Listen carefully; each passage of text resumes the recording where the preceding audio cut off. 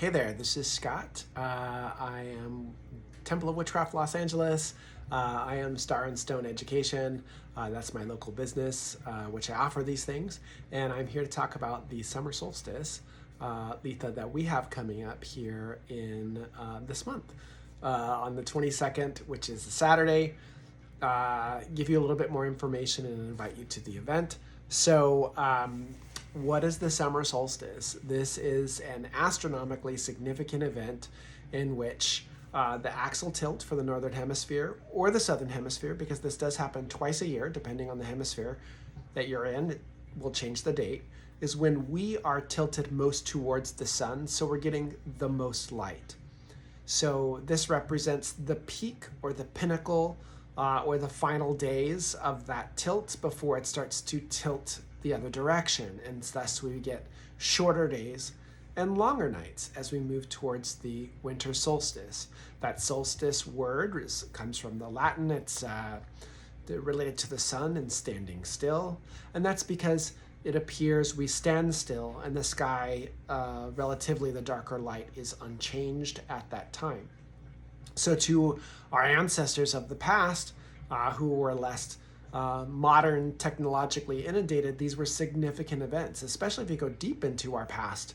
You know, imagine what it would be like when we had long, long days or long, long nights. This was an important understanding of the turning of the year so that we were able to plan for what was to come next, to meet our needs and to understand the cycles of nature and the earth around us through the sky story and the light and the dark.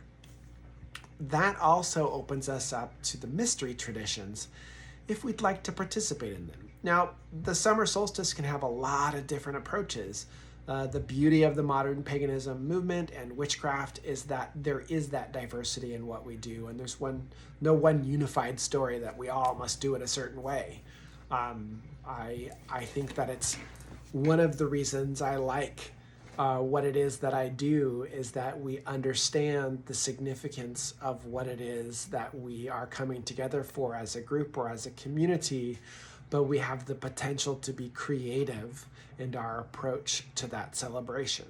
And the solstices, like the equinoxes, can be celebrations. We can see them as times to, honor deity or recognize the changing tides of light and dark, to find balance within ourselves, to celebrate fullness, to recognize, solar-oriented deities or spirits, to maybe do things that represent, light on earth, bonfires, things of that nature.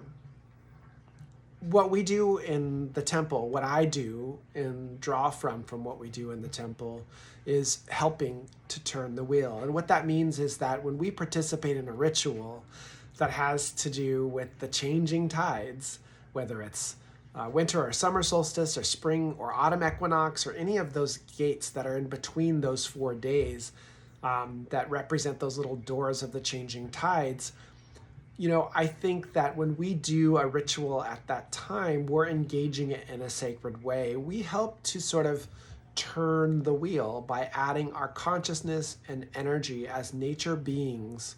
We have a profound capacity for awareness, right? As nature beings, to help turn that wheel. This is significant. There are deeper mysteries involved in that, and depending on who you go to and what you're participating in the temple, we like to see the changing face of deity between goddess and god and other spirits as ways of interacting more intimately with the changing tides, to develop a relationship with it. When we develop a relationship with anything, and I think magic is a lot about relationships. When we develop those relationships, we have the opportunity to grow. We grow through change. We change through awareness and communication. And rituals are a way to do that with the invisible world and the visible world of nature. So we're going to clear the space. We're going to cast a circle. We're going to call the quarters. As we do in the temple, we're going to invite in deity, and then we're going to go deep. We're going to go deep into a guided visionary place to really connect to these energies, and then return and raise that energy up and help turn the great wheel of things and add our voices and our energy and our hearts to the changing season. I invite you to join us. You can find out information on the event at my website, starandstone.llc.com, or you can visit thetempleofwitchcraft.org, where we are also listed under events and on the calendar.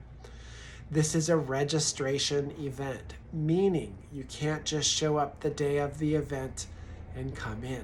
You need to register to attend. You can find that at both websites. There's a link to the registration. There's a form to fill out. Once I have that registration, I send you a little invite with greater details.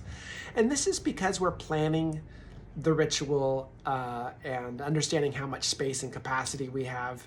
And I also bring little goodies for everybody. This is part of what we do. Sometimes we're able to plan snacks and foods afterwards. So having a head count is essential in attending, so we require registration in order to attend the event. We already got signups. I'm very excited for the people who have signed up. I'm looking forward to meeting you and seeing you there. Ritual is in progress. I'm writing it, and I'm excited to begin. So over the next couple of weeks, think ahead to that Saturday, the 22nd, and join us. Register at the websites given, and I put those links in the notes below wherever you're watching this video. I appreciate your attention. Thank you for watching. I'm Scott K. Smith. Blessed be, blessed be, blessed be.